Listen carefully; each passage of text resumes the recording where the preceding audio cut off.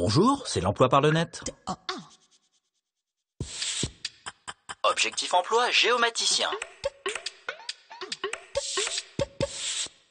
Le géomaticien se situe au croisement de la géographie et de l'informatique. C'est un spécialiste des SIG, les systèmes d'information géographique.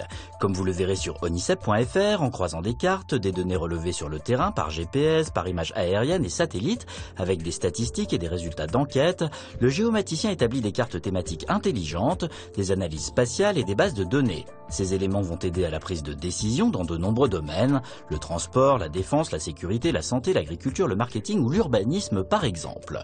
Suivez donc Francis, géomaticien à l'Office national des forêts, dans la vidéo en ligne sur onf.fr. Vous verrez comment son travail permet de mieux gérer et aménager la forêt.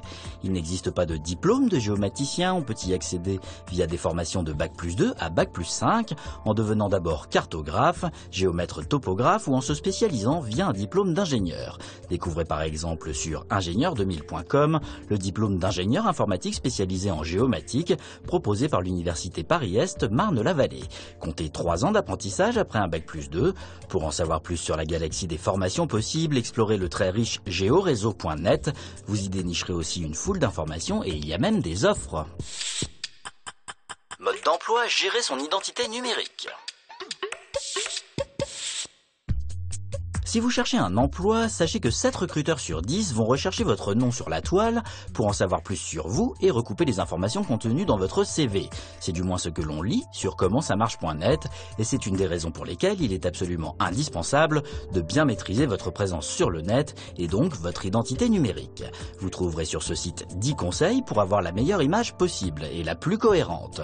Commencez par faire un état des lieux de votre présence sur les blogs, annuaires, réseaux sociaux et professionnels. Vous verrez qu'Internet a la mémoire longue.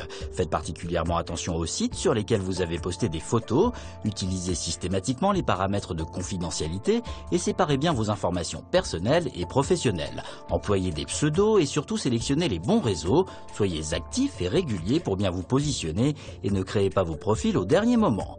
Vous trouverez des astuces, des conseils et des outils pour peaufiner et contrôler votre image grâce au guide sur l'identité numérique en ligne sur alias.com. Enfin, n'oubliez pas l'aspect sécurité pour éviter que l'on pirate vos comptes et votre identité. Ouvrez zdnet.fr et si vous n'êtes pas convaincu, faites l'expérience proposée par cnil.fr. Vous serez étonné par tout ce que l'on sait déjà sur vous.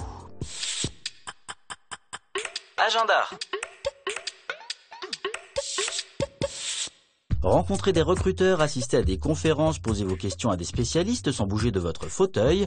C'est ce que vous proposent les journées de l'emploi, un salon qui vous attend dès demain et jusqu'à jeudi en ligne. Toutes les infos sont sur francetv.carrierbuilder.fr.